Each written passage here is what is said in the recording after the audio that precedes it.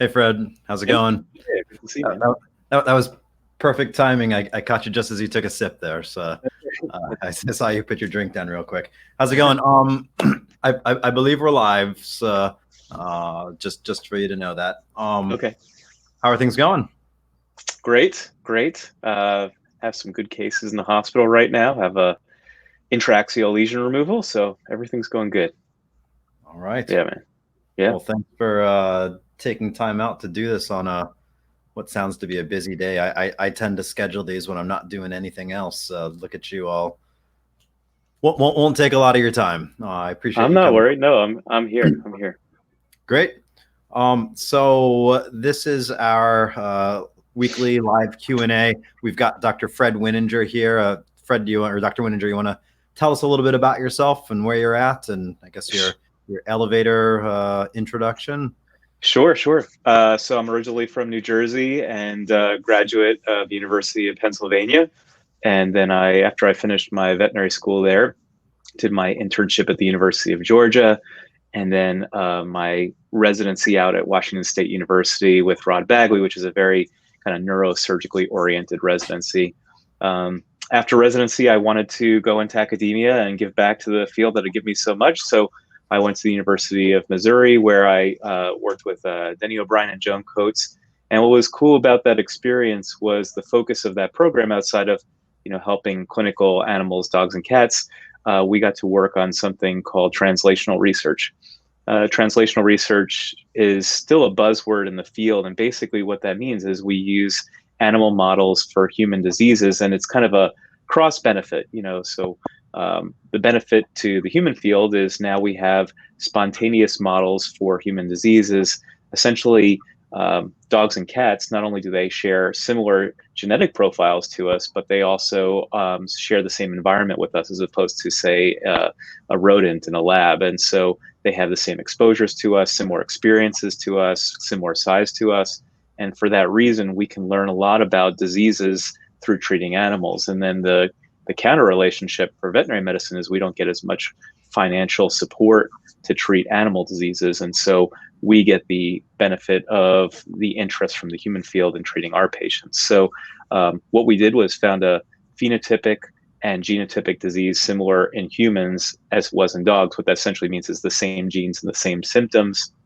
That was a young disease in children called Batten's disease. The fancy word is neuronal ceroid lipofuscinosis, but we don't need to memorize that. There's no test on that afterwards. And it was really a rewarding experience because in treating those animals and getting better at diagnosing them, we also came up with a gene therapy, which is now being used in children and effectively helping them live longer. And we have other translational models. The one that we may speak about today, perhaps, is degenerative myelopathy, which is also a disease that's seen in humans, known as familial Lou Gehrig's disease, or ALS, which you may have heard of. And there's a lot of research being done there, seeing if we can help animals and dogs and people at the same time. But after 5 years in academia, the private practice bug started pulling at me. And so I went over in St. Louis, and there I practiced for a while. And one of the most rewarding experiences there was developing a hybrid residency program where we get to train residents both in an academic environment at the University of Missouri, and then we share them and they get the private practice experience with us. And then more recently, I decided to go a little bit warmer, closer to you, Mike. And so I am now at Charlotte Animal Referral and Emergency, and I'm proud to be here. It's a very cool hospital. As many of you know, a lot of veterinary hospitals are being consolidated by large groups. And I've always been, I think one of the beauties of veterinary medicine has always been the local ownership, the mom and pop kind of feel that we can provide. And so I'm proud to be at a hospital that emphasizes that. So yeah, we're here.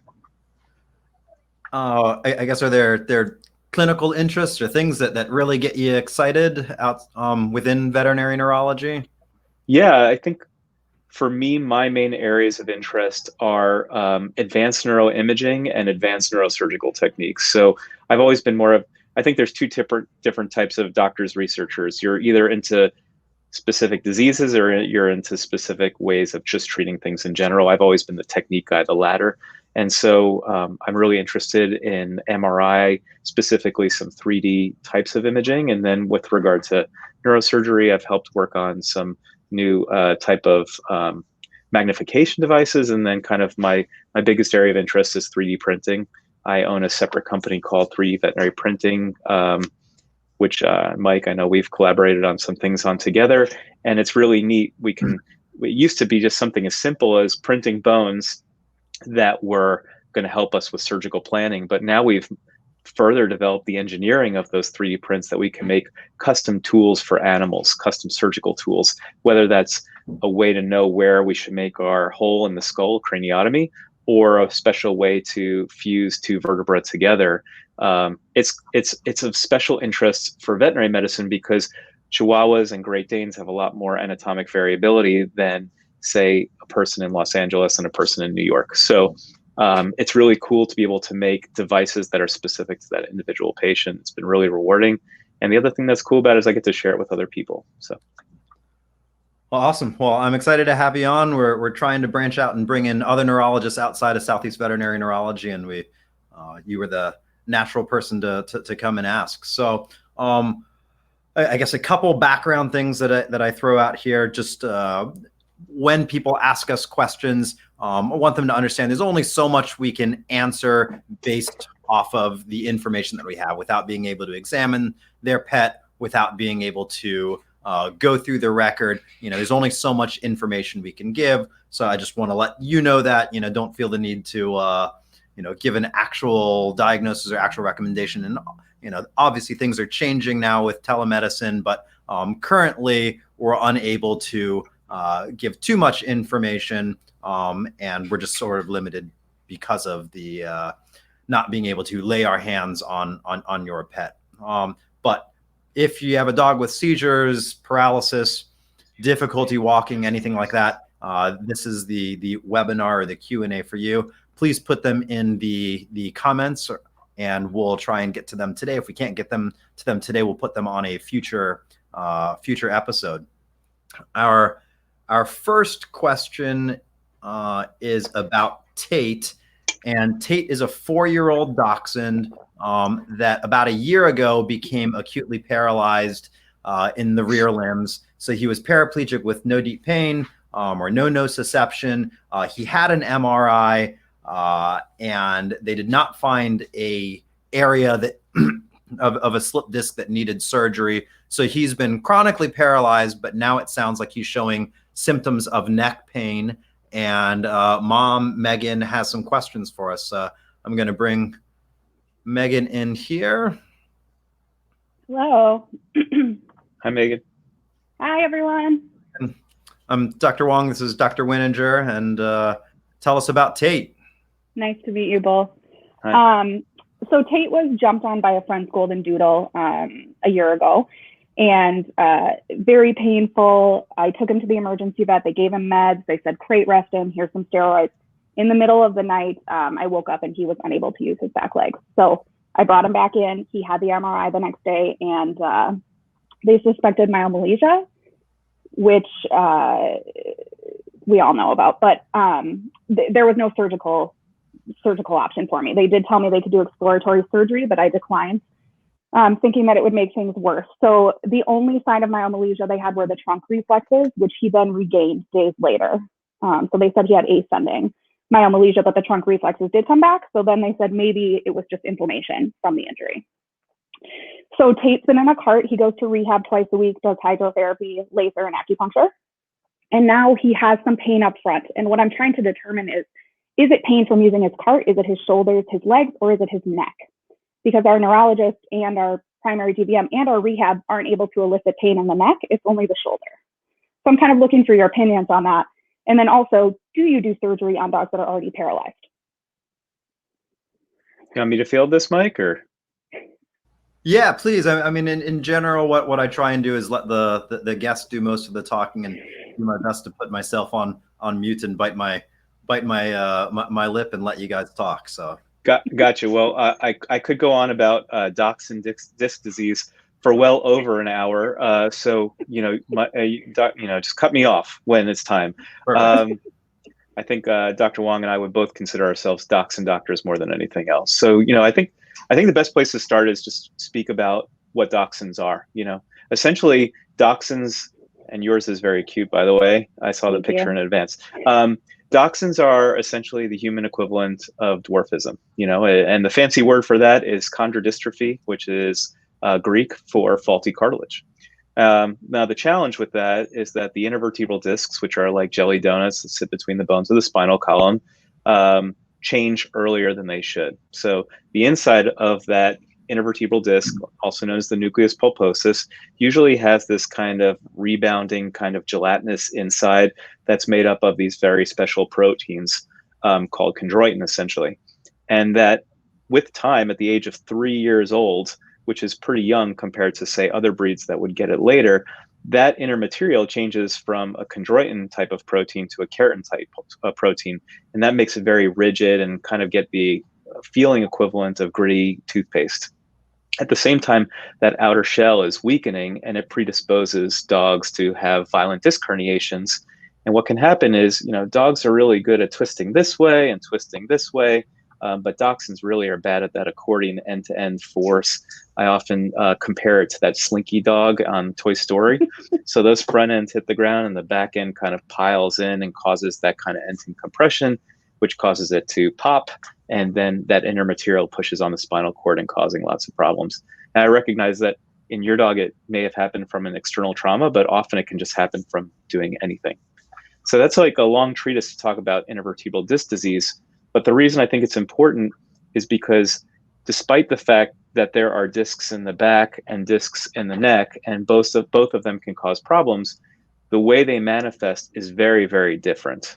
So in dachshunds, generally the first thing you see with back disc herniations is going to be pain, and then it evolves into inability to know where the legs are in space, so kind of walking drunk, and then eventually inability to move the back legs, and in its final iteration, it causes a lack of deep pain.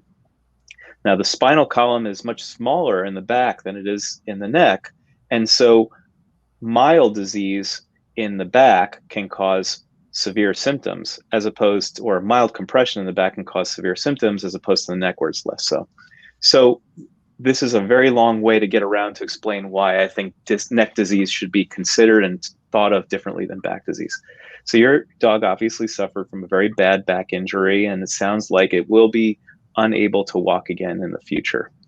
When it comes to neck problems, initially the way we treat them when they're just presenting for neck pain is going to be with medicine. And the medications that we use is a cocktail of medications which combines a short-term pain medication, which can be codeine or tramadol, a long-term pain medication, which is usually gabapentin, and an anti-inflammatory, which could be a steroid or non-steroidal. We usually reach for a steroid. If that doesn't make the dogs more comfortable in 2 weeks, or if they become worse in the face of that treatment, then we do recommend advanced imaging and surgery. And the reason why we so easily do that is because our success rates in resolving neck pain are so great with intervention, and our success rates with medications compared to back pain are poor. For example, almost 80% of dogs with back pain will respond to medicine, despite the fact that many of them will have a recurrence of disease, as opposed to only 30% of dogs with neck pain will respond to medications. So we do, in your dog's case, if I couldn't figure out where the pain was emanating from, but I had a high index of suspicion that it was from disc disease, I would very comfortably recommend imaging and surgery, even in a paralyzed dog, because it has a very high chance of success, a very low chance of problems, and can give you a fantastic outcome. Even with the history of myomalacia, you would still recommend surgery? Sorry, Dr. Wong. No, please. This is your time. Yeah. So myomalacia, interesting disease process. Essentially, when I describe myomalacia, the way I think about it is the spinal cord is made up of these different segments that could be thought of as little sticks of dynamite. And if one goes off, most of the time it just stays in that segment, but it can make the next one go off, and the next one go off, and the next one go off. And the reason why myomalacia scares us so much is if it ascends towards the neck or descends down towards the tail too much, then it can either lead to permanent incontinence if it goes backwards, or if it goes forwards, it can lead to weakness in the front legs and also trouble breathing. If your pup has no problem with the front legs, I don't think there's any reason to think that a neck surgery would make him at any risk for that progressing. Okay. And would you say the likelihood, I mean, since it was a year ago that this injury happened, usually if a dog is going to have a complication from myelomalacia, which is usually fatal, typically that happens, at least for me, within the first 5 to 7 days. So the fact that you're a year and a half out from the injury, the likelihood of myelomalacia causing a problem from that initial injury is basically zero. So I wouldn't let that factor in for me. To me, the primary question that I get, I don't say most frequently, but what you've asked, and I think it's a fantastic question, is if I've got a problem in my back and an old injury, is it worth looking at the neck? And as Dr. Wininger said, I look at it as two separate problems. Yeah, we're never going to make Tate walk in his rear limbs, but this is a different problem. If it's a slipped disc, the likelihood of helping is really, really high. Dr. Wininger, do you want to comment a little bit about, I guess, the fact that, a couple veterinarians, the rehab vet, the neurologist, the primary care veterinarian, aren't seeing obvious signs of neck pain? I guess, one, do you want to talk a little bit about classic signs of neck pain for us? And I guess what your approach is, even if the suspicion, the description at home is suggesting neck pain, but we're not necessarily getting it on a physical examination. And I think that would be useful for primary care and emergency veterinarians to hear that as well. Absolutely. I think, a secret that a lot of people don't know about is, in modern age, if you ask a neurologist what condition they like treating more than anything else, most of them will say neck pain, because the symptoms of it or the clinical signs of it are so severe and hard to look at, and yet our outcomes can not only make them feel better, but do it so with such expediency that it surprises people. And little plug for my Instagram page. I have lots of videos of dogs with neck pain and the highlights that I think really help clients understand what neck pain looks like. So if I were to mock it myself, dogs with neck pain tend to put their head low. They tend to stretch it out. They'll often have a tense neck if you feel it, and they can see muscle fasciculations in the shoulders. For me, the best way to elicit neck pain is to reach from underneath the neck and push on the sides of the neck, and I'm pushing on a part of the bone, ideally called the transverse process. That seems to cause a lot of discomfort in dogs with compression from intervertebral disc disease. And then the other is range of motion. So a dog should be able to take its nose and touch its sides. It should be able to go straight up, and it should be able to go straight down. Most dogs that have neck pain are really reluctant to flex their neck. And we want to do that with a certain degree of caution, because there is a certain group of dogs that does have instability in the neck, and by really flexing their neck, we can actually make them much worse. So those are kind of the ways that I identify neck pain. And what was the other part? Was there something else, Dr. Wong, or was it just the... For veterinarians, if the clinical suspicion is neck pain, but the pet isn't actually showing signs of neck pain at that time? Yeah. So sometimes I get it actually from pushing on the shoulder blades. I think that neck disease that is more towards the nose from C6 is often easier to just feel by the methodology I was saying. But as you get farther back in the neck towards the chest, there's a lot less natural movement of those bones. It's hard to move them. And so it can be hard to elicit pain, at which point sometimes, when we don't have even though we don't have a definitive answer, we'll still reach for advanced imaging to identify it. What else can we answer for you, Megan? So we started on the cocktail of meds that you mentioned right away. My primary DVM is amazing. I know you've had someone from Minnesota on here before. We don't have a lot of neurology options. We just have a couple. And like Dr. Wininger mentioned, one of them is owned by a large corporation, and that's where Tate went the first time. And it wasn't the most pleasant experience. It wasn't like a small practice. It was very large. So I'm hesitant to take him back there, but my primary care veterinarian is very comfortable treating neck pain. So I guess my question is, he goes to rehab. I've had him out of his cart now. He's not allowed in it. We're resting completely. When can he go back to hydrotherapy? He does seem better. He's rolling. He's twisting his neck. He's doing all the dog things. I'm trying to limit him, but he's young and crazy. So wondering when he can start hydrotherapy again. Yeah, I think two things. One, I want to just clarify my thoughts on local versus corporate practice, because I don't want anyone to misunderstand. I think that we all want to be a part of something, and for that was the reason that I chose local ownership. But I train residents. Most of them go work for corporate groups, and I would trust any one of them with my dog. So when I speak about corporate versus local ownership, it's more about what we get as veterinarians from our practice, but the caliber of the veterinarians, I think, is equally good. So just want to throw that out there.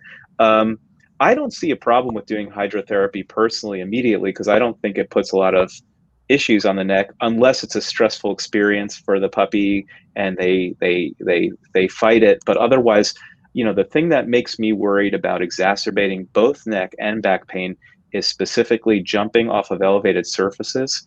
I think most of us feel that kind of impact on the front legs leads to kinetic energy that goes up the legs and then dissipates through the spine like a shock wave.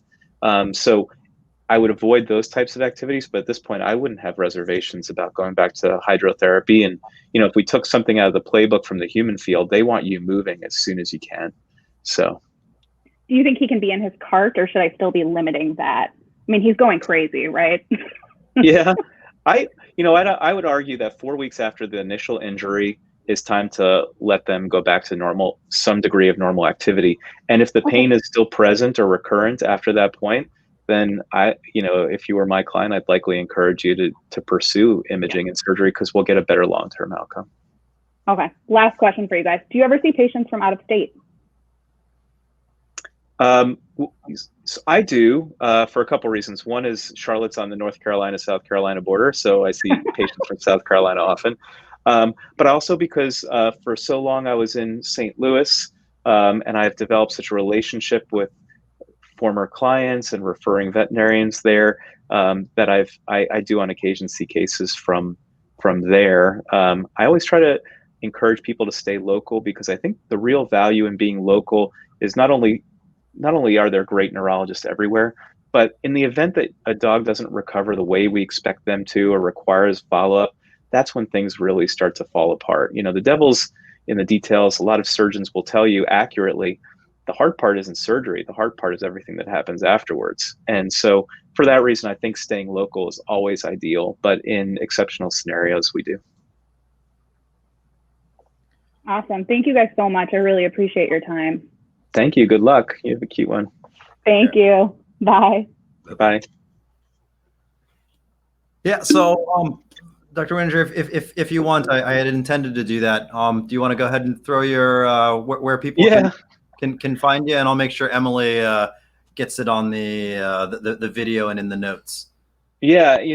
Just what was so interesting was I went into academia thinking I really loved teaching, and I realized that I do love to teach, but I didn't have the same aptitude for it as a lot of my colleagues to teach people that were up and coming in their careers.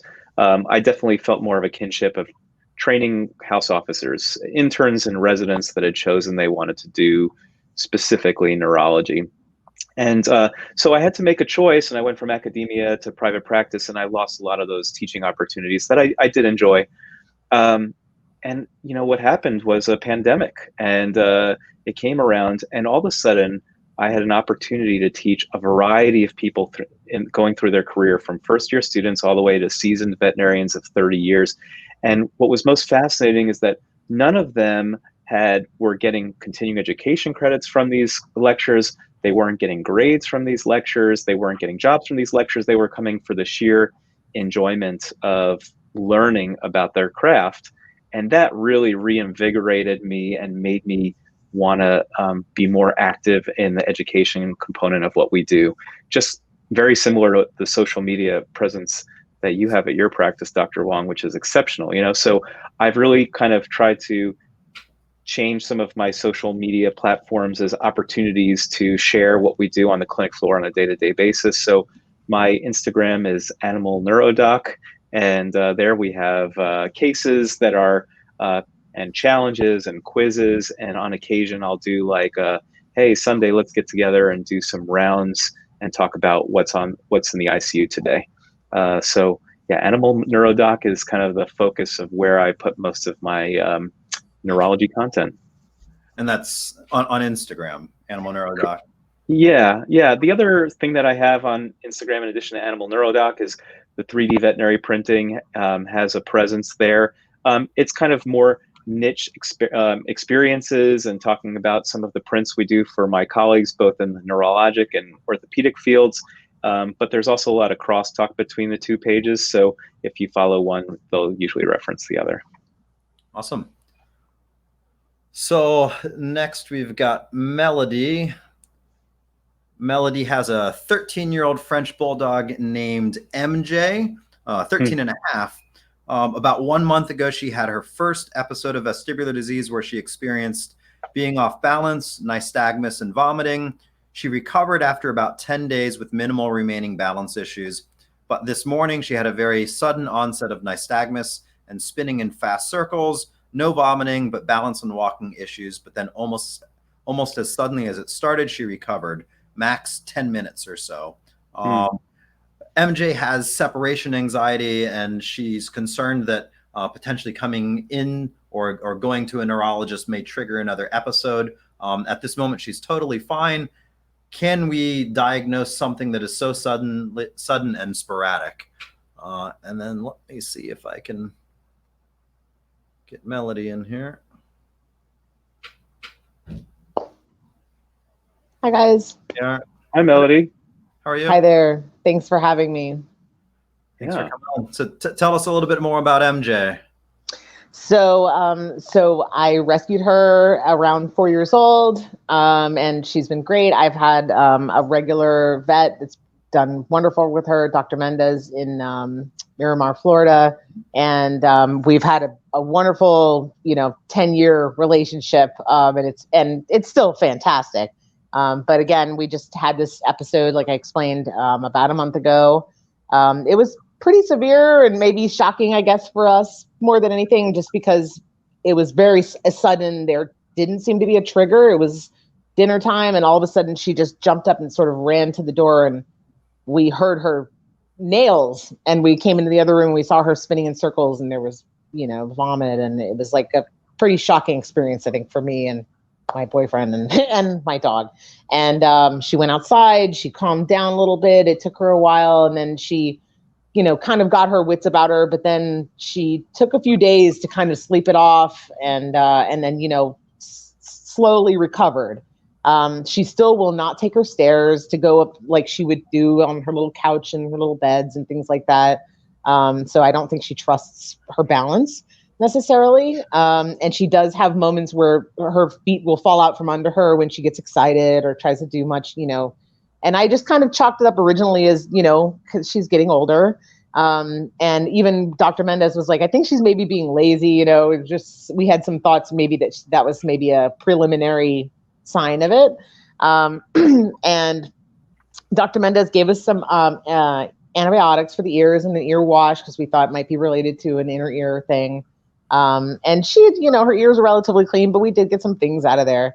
And we had, had her ongoing treatment. Actually, I'm still doing it. It's just now delayed, slower now. And then just, I think it was Monday of this week, just out of the blue, again, no trigger, jumped up out of her. Almost every time she jumps up out of a dead sleep and has an episode. So that's what happened on earlier this week. And it was very fast and very sudden. And like I said, almost as soon as it started, it ended. But every time she wants to run out the back door to the backyard, and that's what she did. And pretty quickly, she sort of got her wits about her. And even right now, I mean, I can show you, she's resting very, very calmly in her bed. So I'm grateful for that. But I'm just curious as to what I can do. I mean, how do you identify something that's so sudden? I can't run her to the vet in that moment of time that I'm having this episode with her. How do you diagnose something that's, it's sort of like going to the mechanic and your car's not acting up, right? I mean, what do you do? Yeah. Well, thanks for sharing, MJ, with us. I think if neurologists are docs and doctors, then we're also Frenchie lovers. We see them almost as frequently nowadays as we see dachshunds. But the difference is that dachshunds want to be with their mom and dad as opposed to Frenchies that just want to be with everybody. So have a certain kinship with them. And I also feel a kinship with you because I had a senior Labrador Retriever with recurrent vestibular events as well. So I know how kind of traumatic it can be to see them go through it. I want to talk a little bit about vestibular disease in general.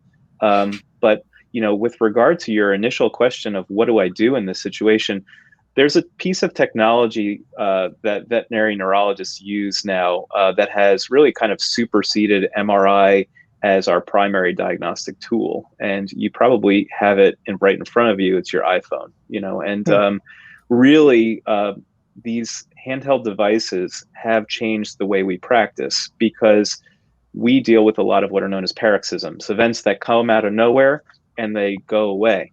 And so if you could videotape these and send them to your local veterinarian or your local neurologist, a lot of times they'll pick up on subtle cues that would help them differentiate something like, in this case, is this a peripheral event or is this a central event? Because I think that's important. So to speak a little bit about vestibular disease, the vestibular system is probably one of the most elegant, coolest neurologic systems that was ever created. Basically, when mud skippers were coming out of the primordial ooze, they needed a way to know where the body was relative to gravity and moving. And so what was created was the vestibular system.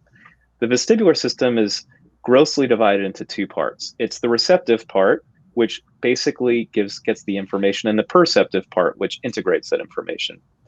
The receptive part is in our middle or inner ear, and it's made up of all these fancy cells and fluid moving, which essentially tells our body where it is relative to gravity. And one example of that are these cells called hair cells that have these little stones on them called otoliths, and they're constantly being pulled on by gravity. And because of that, we know that our head is here relative to here, or as opposed to here. So you can have a problem with the reception, or you can have a problem with the perception, that processing center, which is in the brainstem itself.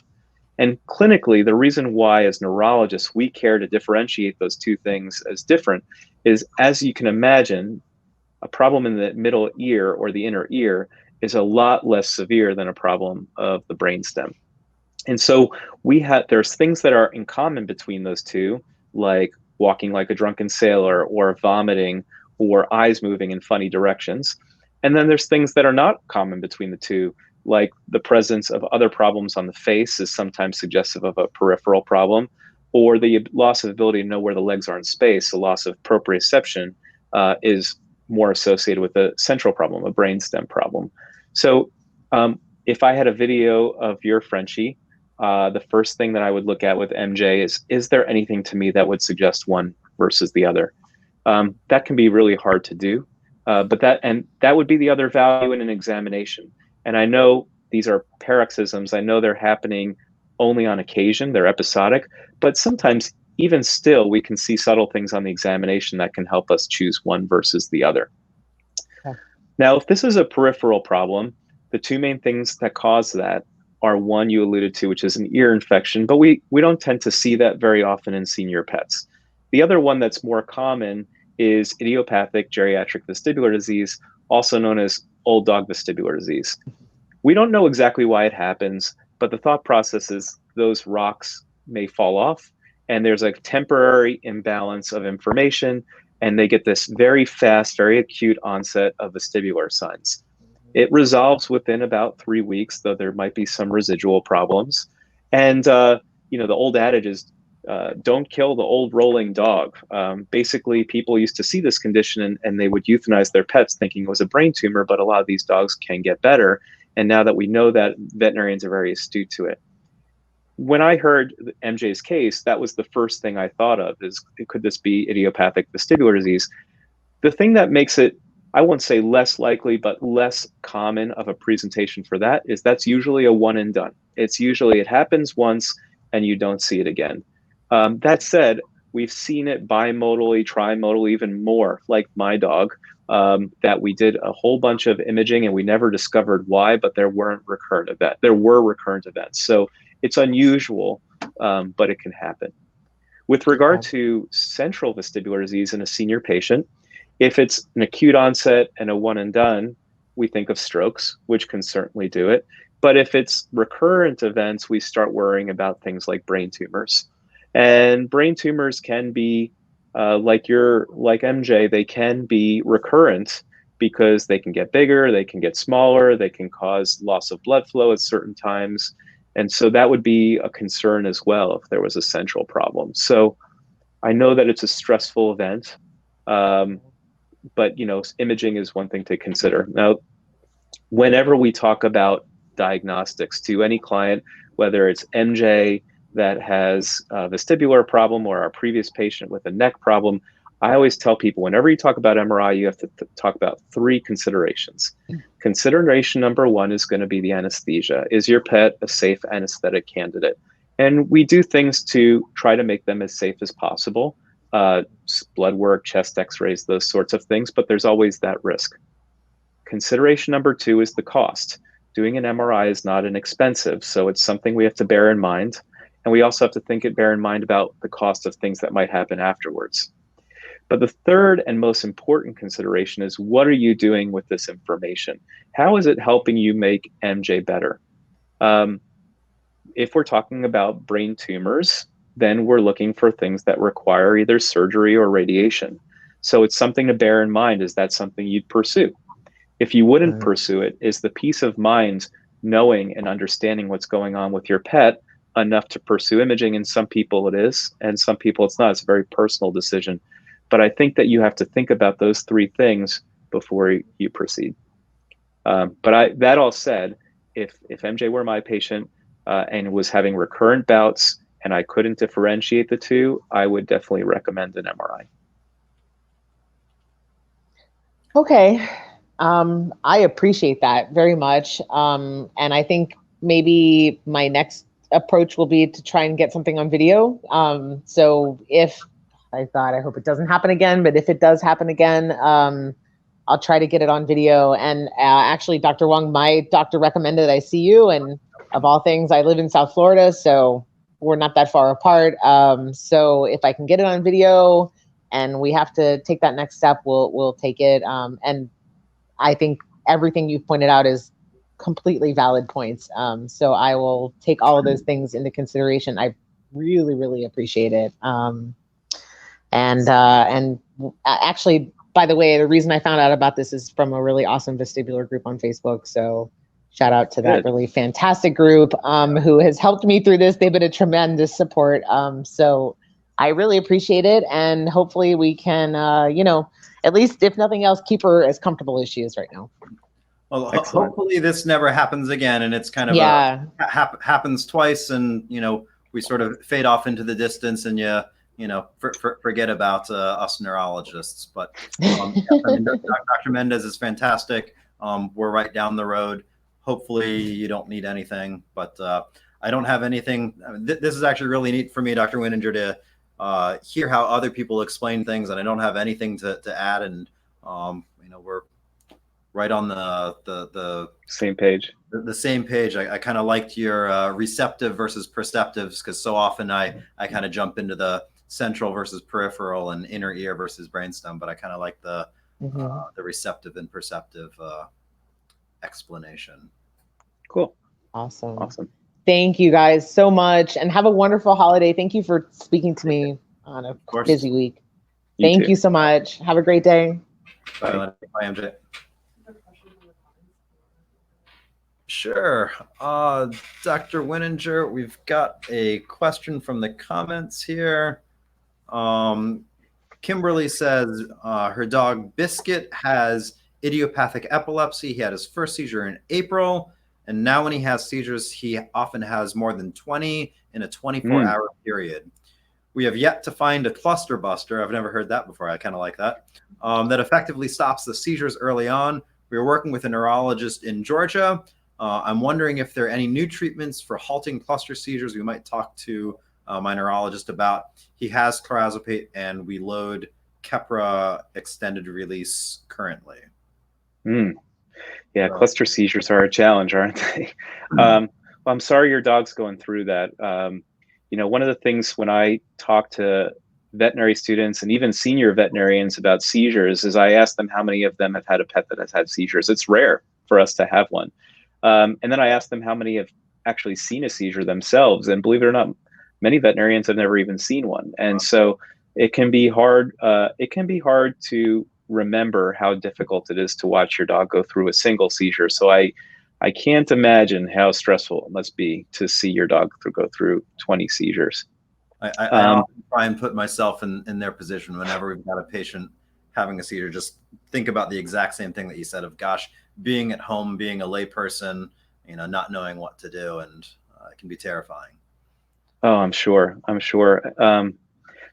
So I think that, the thing about veterinary neurologists, specifically epilepsy, is we're kind of the Batman of the veterinary world. Is we have a utility belt that has some really cool stuff in it, but it can only go so far, so we only have so many great treatments for epilepsy. And despite the fact that there's so much research going into to advanced treatments and also genetics and early diagnostics, from a therapeutic standpoint, the drugs that we're using today are very similar to the drugs we were using many, many years ago, with some recent exceptions. When I talk to people about seizures, I describe it as the cough of the brain. It's basically a symptom of another problem. And if we've ruled out other causes of that cough, for example, toxins getting to the brain, or the liver not taking stuff out that it should, or something locally in the brain that's causing a problem, then dogs are given this garbage can diagnosis of idiopathic epilepsy. And the reason I call it a garbage can diagnosis is that epilepsy can be something that causes seizures in a dog once a year or once every 2 years, or it can cause seizures in a dog that has it once every 3 weeks and has 20 clusters at the same time. And I think it's important to differentiate that and recognize that within idiopathic epilepsy, there could be hundreds of different diseases, because your experience with your dog is very different than someone else's. And it's important to recognize there's a reason behind that. So that said, what happens with seizures is you have this seizure focus. Normally, all our little neurons, all our little brain cells are doing this. But every once in a while, in some dogs, you get one that starts pulsing like this. The fancy word for it is this paroxysmal depolarizing shift. But you just get this little focus that's acting in synchrony and not doing what they're supposed to do. And so what makes a full-blown seizure, a full generalized seizure, is you have these bad guys that are doing too much of what they're not supposed to do. And then you have the rest of the brain that can't tell them to stop. It doesn't have the ability to inhibit it. So the reason why that kind of general idea is important is that most seizure medications fall into one of two categories. They're the guys that make the rest of the brain better at stopping that, or there's the few drugs that actually decrease excitability, that decrease the seizure focus. So we can have ones that decrease this guy or ones that strengthen this guy. Most of the drugs strengthen this guy. The problem with that is that it leads to a lot of side effects associated with that. So the old standbys are two drugs, phenobarbital and potassium bromide. Those are kind of the drugs that we reach for some of our most effective help. But the problems with those drugs, in addition to sedation, is they have all these other minor side effects and some major side effects, which we can get into if we have enough time to talk about them. The newer drugs have different mechanisms of action. So one of the newer drugs is zonisamide. It does lots of different things. It does a little bit of strengthening these guys and quieting these guys. But the main new drug that we tend to use is the one you alluded to, Keppra, which is basically quieting these guys down. It's an anti-excitatory drug. Those are the big four. If those four are not working in some combination, and we can use as many as four at the same time, then what do? We have a couple options. So there's some newer drugs that we reach for. Topiramate is a drug that we reach for with a low side effect profile. And another one is one you've probably heard of, which is Lyrica. It's a more potent form of a more common drug known as gabapentin, essentially. The problem with these drugs is that not only do they not have a lot of evidence-based evaluations of them, but they also have very short half-lives in dogs. You know, dogs' livers are much stronger than ours. I always joke that dogs could get us drunk pretty quick if we were drinking buddies. Their livers spit out drugs way faster than us, and so the consequence of that is that some of these drugs are not realistic because you'd have to give them every 4 hours for them to do what they're supposed to do. But those are two drugs that come to mind. What are the other alternative treatments? Well, you mentioned one of them, clorazepate, as a cluster buster. Clorazepate is a strong form of another drug like Valium. It's a benzodiazepine. It's very powerful. But the problem with clorazepate, as you've probably seen, is that it knocks your dog out. And a lot of people don't like the response that they see with clorazepate. And it also has a limited effect. So clorazepate's not a bad idea. But I have mixed feelings about it based on my personal experience. I'm sure you've also tried other anti-cluster drugs like the short-term benzodiazepines, which are midazolam and diazepam, Valium and Versed. Those can be very effective, but unfortunately you can go through a lot of it trying to stop 20 seizures at once. Another drug coming on the horizon, which is not available in the United States yet, but may have some promise for you, is a drug called imepitoin. It is also similar to a benzodiazepine, and there's some evidence to suggest it could have some anti-cluster effects. I have some clients that have been able to acquire it, but in general, that drug is not available, but something to keep on the horizon. Unfortunately, when dogs go beyond our conventional medications, which is kind of what we've just talked about, we start reaching for other things. One of the things gaining popularity is, of course, CBD oil. And the evidence for CBD oil is mixed at the moment, but it looks like there could be some potential benefit. The challenge with CBD oil is that it has to be given a dose that's well higher than the recommended amount by most manufacturers. So the other problem with CBD oil is it's not FDA regulated, so we don't know if we're giving what we think we should give, and there's still a lot of research to be done, but it's something to think about. Diet changes can help as well. The Purina NeuroCare diet has some benefits. So that was a long way of saying I don't have a great answer for you, but we have lots of different things that we can try for epilepsy, and I can empathize how difficult it must be. The hard part of this conversation, of course, is that eventually these become questions of quality of life and financial ability to take care of these guys.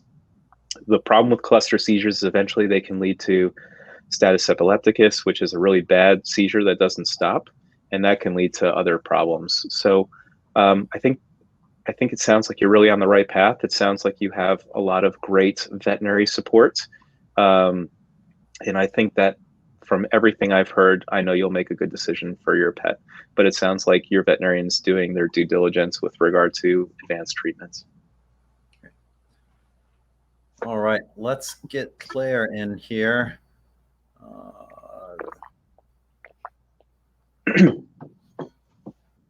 Claire has been waiting patiently. Claire has a 13-year-old kitty named Joshua, and he had a ruptured disc. He seems fine now, but I'm always worried about him and his back. He runs and jumps, and I'm afraid he'll re-injure. Is this something that may recur? Am I wasting a lot of time worrying about this guy? So...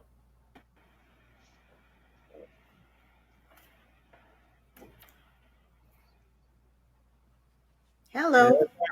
Hi there. Hi, How Claire. are you? Good to see you. Good. How are you doing? All right. So tell us a little bit about Joshua. All right. So not really sure how it happened, but he started with the ataxia where, his legs were, and it got bad over a couple of weeks. I would call my vet and they'd say, oh, he's old, it's arthritis. And then eventually it got terrible and we took him to emergency. And they recommended that we take him to Southeast Veterinary Neurological. You guys did an MRI. So Dr. DePompa, they said it was a mild slip disc. It was IVDD L4-5. Okay. So we put him we did the crate for like 4 or 5 weeks. He seems fine. We took him out. He's been living life, but I mean, he's a cat, like anything short of cutting his legs off. I don't know how to stop him from. He's on top of the refrigerator. He's up on my desk all day long. I'm worried sick about him all the time, and I don't know if I should be worried. Is this something that's going to recur? Has he made a 100% recovery? It sure seems like it. So, Dr. Wininger, I guess, do you want to talk about just IVDD and cats in general? Yeah. And then kind of risk of recurrence and. Sure. So if you were here earlier, we were talking about intervertebral disc disease in dachshunds and the reason why they're so predisposed to it. Cats would be on the opposite side of the spectrum, where they're such genetically, athletically capable animals that they don't tend to get a lot of intervertebral disc disease. And interestingly enough, when we do see it, it's usually in giant cats. I see a lot of Maine Coons that are affected with intervertebral disc disease. And interestingly enough, also, it almost always seems to be exclusively in the lower back. So L4-5, L5-6, L6-7. That's kind of where we tend to see it. Mm-hmm. And I'm happy to report to you that I've only seen a handful of cats that have required surgery, maybe 5-6 a year. I don't see, and I think that's also contingent with the number of cats we see to dog ratio. Oh, it just got dark in here. But the other thing I'll tell you is I've never seen recurrent intervertebral disc disease in a cat before. And that's not to say it can't happen, but I think the odds of it are so low that I think you could probably rest relatively easy and let him go back to being Joshua. Okay. All right. Because he's a lunatic. What do you think, Dr. Wong? Have you seen recurrent intervertebral disc disease in cats? Yeah. So you probably see more intervertebral disc disease in cats than we do here. Maybe collectively as a group, I'd say, I mean, it comes in waves, but I would say 3-4 at most per year, but between all of us, at least in the Miami location. The number of times I've ever had to do surgery is limited. I've got a story of a young cat, but it was more thoracolumbar, L1, L2. But most of them are, like you said, bigger cats, older cats. Not necessarily bigger, but sometimes just fatter. And it's always lumbar. So, but yeah, the number of times that I'm actually doing surgery on them is, the vast minority of cases. I've never had a recurrence. Whether that is because we just don't see nearly as many cats as we do dogs. But I've personally never had a cat with a slip disc ever have another disc in the future, whether it's the same one or a different one. Well, that's good news because I worry constantly. I guess because my son has the same thing, and over the past couple of years, he keeps injuring himself again, and he winds up back in bed, and it's like, is that going to happen to my cat? I think it's incredibly unlikely, and just letting him go back to doing the things that he likes to do. Awesome. The safest thing. All right. Thank you so much. I really appreciate you taking my question. You got it. You're welcome. Good luck with Joshua. Thanks. Take care. All right. Thanks, Larry. Bye. So just have a couple more questions here, Fred, if you... Yeah, let's do it. What time's your surgery starting? Do we need to... Oh, I misspoke. We're already done with it. We're good. Oh, We're good. Okay. Yeah. Got it. So, where did we go? So, I have a 4-year-old miniature dachshund who was diagnosed with idiopathic epilepsy at the age of 2. His seizures are under control. He's on 15 milligrams of phenobarbital twice a day. Here's my question. Once in a great while, I forget his evening dose. He almost always has a seizure early the next morning. Should I give him any extra medicine to get it in his system right away or wait till his scheduled time? It rarely happens as I have an alarm notification going off in my house. So question on, I guess, timing of drugs, and if you miss a dose, what should you do? Yeah, that's a great question. So it takes us to, we're all going to go to the first year veterinary, or maybe second veterinary year school, where we talk about a word called pharmacokinetics. When we think about the way drugs go in and out of the system, we're thinking about this fancy concept of ADME, or absorption, distribution, metabolism, and excretion. That means that on its simplest term, if you have a bucket with a hole in it, the speed at which you're putting that stuff in and the speed at which you're pulling it out. So basically, when you have any drug, you have to know how it goes into the body, how it's absorbed, which parts of the body it goes to, and then essentially which system gets rid of it. Do your kidneys get rid of it, or does your liver change it and then get rid of it through that way, which is known as metabolism. And when you put that all together, what you come up with is something known as a half-life. Now, a half-life, in its simplest form, is how fast it's going in and going out. And then when we get to something called 5 times the half-life, we can get to what's known as a steady state. So whenever I talk to clients about pharmacokinetics, I draw 3 boxes, one on top of the other. The bottom box is going to be known as the subtherapeutic range. That's going to be the area where the drug is not doing what we need it to be doing. It's just not at a level that's adequate. The middle box is going to be the therapeutic range. That's the golden area. That's where we want it to be all of the time. And then above that range is known as the toxic range. That's the range where it starts causing problems that make us nervous and unhappy. And with phenobarbital, that range is really important to manage, because if it's not at the level that it should be, it's not going to be working. And if it is in the toxic range, we see some really scary stuff. You know, we start seeing things like liver failure, which is really frightening. The good news is that we can monitor where we are in that range with something known as a serum level. And so for this case, I would say the serum level is very important to know where we're at so that we can make adjustments from there. After we've made an adjustment, we have to wait 2 weeks or sometimes even 3 weeks to make another assessment of that. But to not know where the level is basically kind of shooting blinds. You're giving a drug that you're shooting blind. And some people say, well, why don't you know just based on the dose where we are at, which box we're in? And the thing about phenobarbital is, again, I hate to keep making all these alcohol references, Dr. Wong, but it is phenobarbital is the alcohol of drugs. It uses the same metabolism system, and depending on your genetics, it will, vary as far as how you're metabolizing it. And that's true in dogs too. So we know that beagles have an exceptional liver metabolism compared to other breeds, and so they require higher doses of many drugs compared to other breeds. And also how strong that liver is based on other drugs. Sometimes drugs will make your liver better at getting rid of it, and sometimes other drugs will make your liver worse at getting rid of it.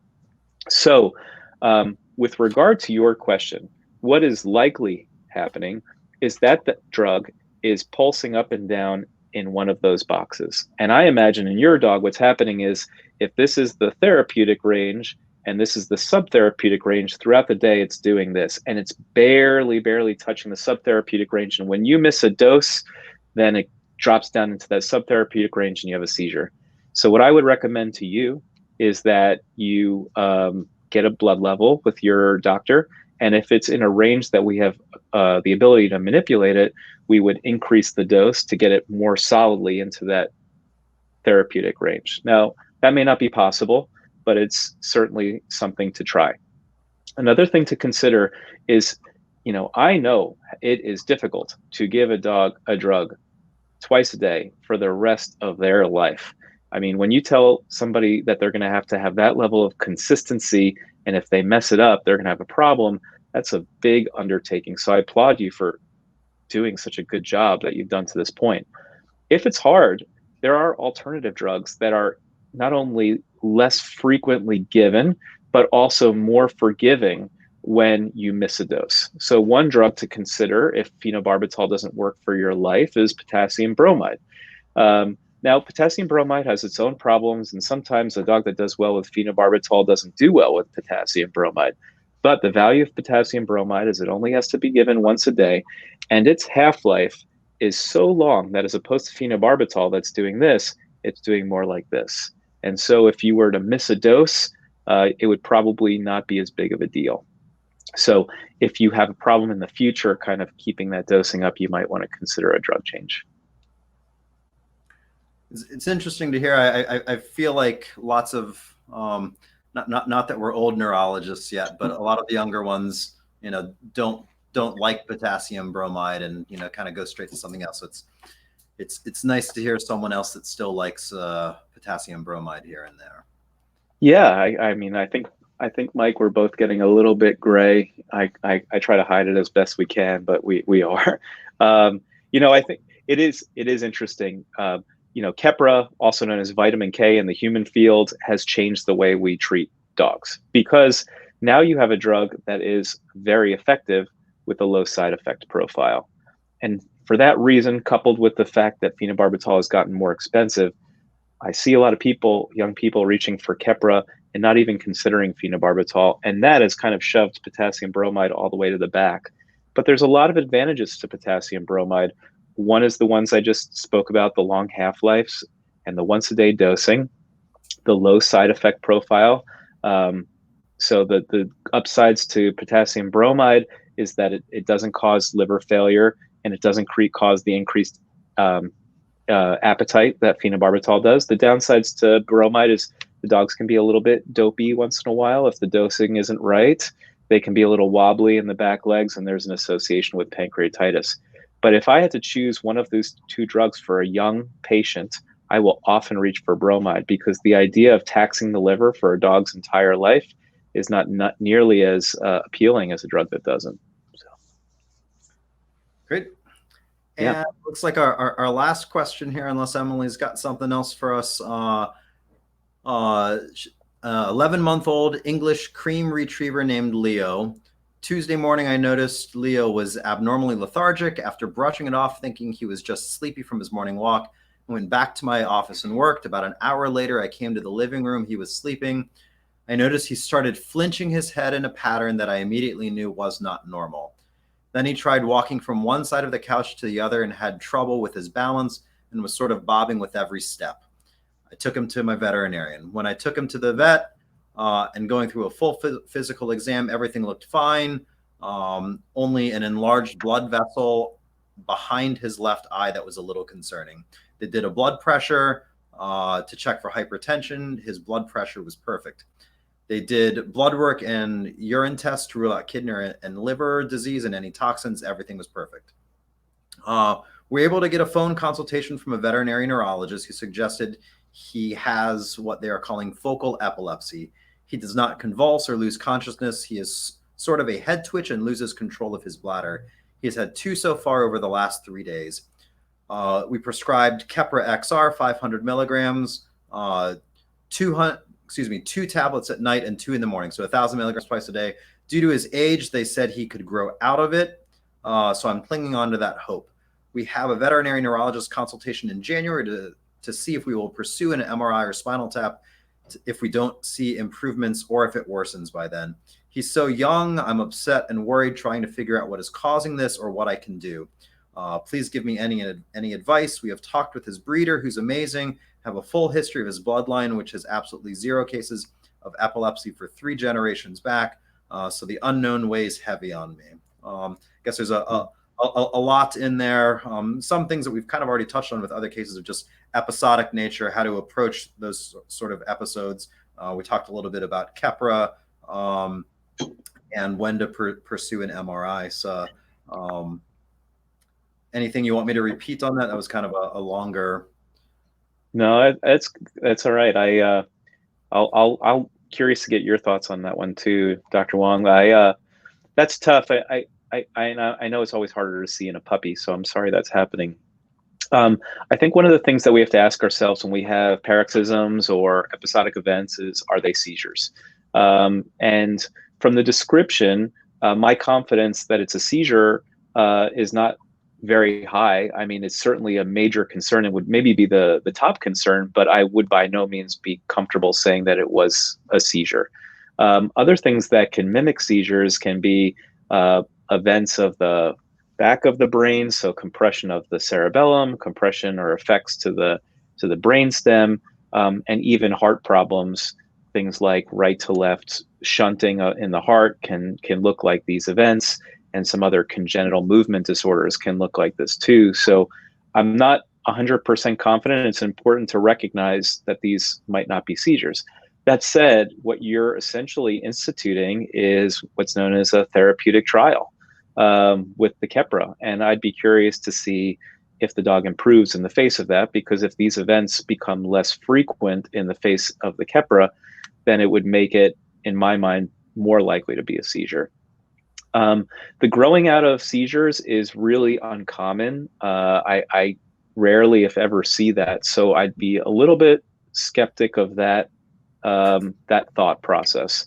I think the most important thing that we haven't talked about with seizures is really the considerations of the different things that can cause them. And I briefly mentioned it, but you treat a sub 1-year-old dog very different from a dog that's between the ages of 1 and 7, different from the dog that's the age of 7 or greater, because dogs that are between the ages of 1 and 7 are very likely to have idiopathic epilepsy if they have seizure events. And the characteristics, in addition to their age, is that they're normal in between the seizures, that they start and stop, and that they're normal in between. After the age of 7, or in that 1 to 7 age rather, the frequency of seizures that is caused by idiopathic epilepsy is greater than 85%. After the age of 7, that percentage goes down dramatically to 25%. So if we have a dog that has a single seizure over the age of 7, we say that's enough to make us want to pursue it.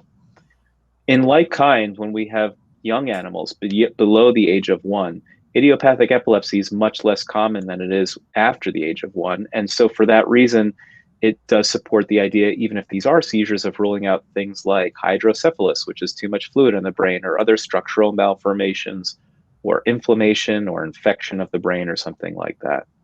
So those are kind of some general thoughts, but I definitely think pursuing this with a neurologist is a good idea.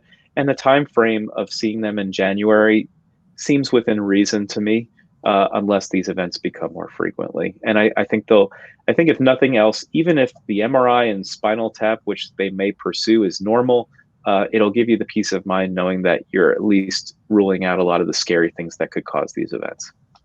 Yeah, absolutely. I think the only thing I would add there was, if it happens again, trying to get the video would be very useful for when you meet with the veterinary neurologist in January. But yeah, good call. You know, question of, is it a seizure versus not? All the things that you said of, you know, not classic seizures, not classic presentation, not classic description of the event. You know, the things of bobbing the head and seeming off balance just aren't classic seizure type stuff for us. So I'm not sure that I've have too much to add. I'd also just keep note, keeping a log with the Keppra. You know, right now we're at that 1,000 milligrams twice a day, but the more information you can bring to your neurologist in January, you know, the better, with regards to how often are they happening, how long are they lasting, getting a video, and what medications we're giving and at what doses. So I also think, yeah, if maybe in January, if it hasn't happened again, you know, I'd be more inclined, if you were here, to, you know, sort of let you off the hook with regards to further testing. But absolutely, if it happens a third time between now and January, if you were here, I'd certainly be looking to first rule out things that I can rule out without an MRI and spinal tap. So like you've done blood work. There's maybe a couple other blood tests that are worth pursuing, something like a bile acids to rule out something like a liver shunt. But you've got CBC chemistry, urinalysis, etc. We've looked at blood pressure. So at that point, moving towards an MRI, assuming if it's happened again, and if we've ruled out all of the other things outside of the brain, absolutely an MRI and spinal tap seem like they would be worthwhile. Like Dr. Wininger said, if all it is for that peace of mind of knowing there isn't something else that we could be doing something about. I have a reverse question for you, because I often am asked this and I don't know the correct answer. In this case, if the dog did not have another event, and you went down the road that you were suggesting of not pursuing an MRI and a spinal tap, how long would you wait before you took away the extended release Keppra? Can I answer a similar question that I think is more common? So if it's a dog that it actually is a seizure, or it more classically looks like a seizure, you know, and so usually when someone comes to me, the dog has a seizure, I'm setting them up that once your dog has had seizures, you're going to have, the likelihood is that your pet's going to have seizures for the rest of their life. So seizure management is a lifelong management, and, you know, talking about routine examinations, routine blood work, etc. But occasionally we'll have someone where, you know, it's that single seizure, and let's say 6 months goes by or 3 months goes by, and that's when they start saying things like, well, you know, giving Keppra 3 times a day, or, you know, he's young, I don't want to have him on medications forever. My rule of thumb, you know, what I try and set people up is the likelihood we're going to have seizures.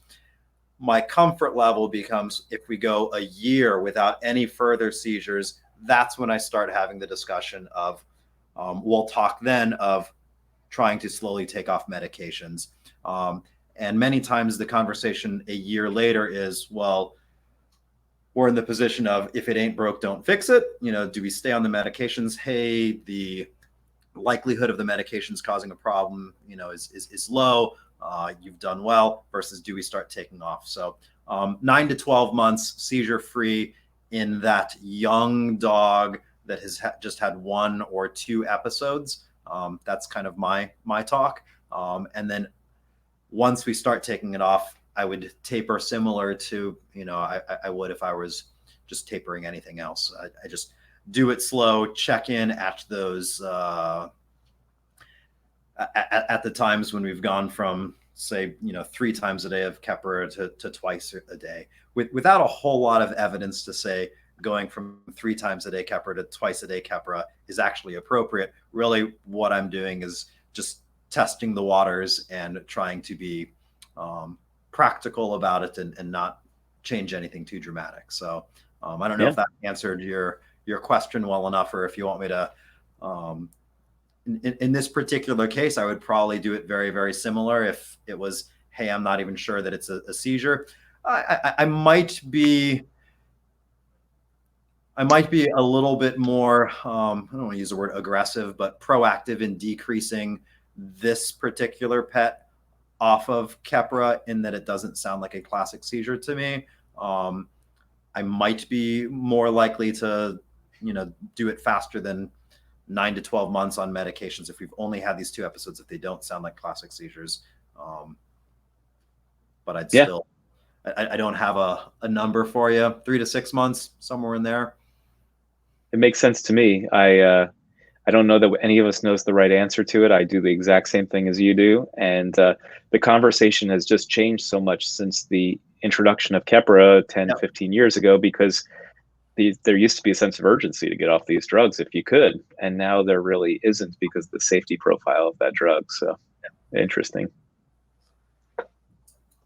All right. Well, cool. I really enjoyed catching up with you. Me too. You know, I like watching your Instagrams, not just from the neurology standpoint, but from the cycling and the getting in shape and all the things that I know I should be doing. So, well, those of you out there might not know, Mike and I were essentially, Dr. Wong and I were resident mates, essentially. You know, we finished the same time, and it's fun to watch our careers move along and then also develop a life at some point after residency. So it's fun to have that balance. You know, it has been fun watching it. So I appreciate you getting on, and you know, again, follow Dr. Wininger at Animal Neurodoc on Instagram, and what's the handle for the 3D printing? It's 3D Veterinary Printing. So yeah, thanks for just taking a look at it, and thanks for having me on here. I think, you know, what you guys are doing is so great, and this platform is such an awesome opportunity to make ourselves accessible to people in need. So thanks for having me. I think you've provided a lot of value to a lot of people, and because I think the questions that you answered are, as you know, questions that we get every single day, and just, you know, there's no shortage of people that, you know, are suffering because their dog isn't doing well. So I appreciate you getting on. It's my pleasure. Good to talk to you guys. Take care. Thank you. All right. Bye.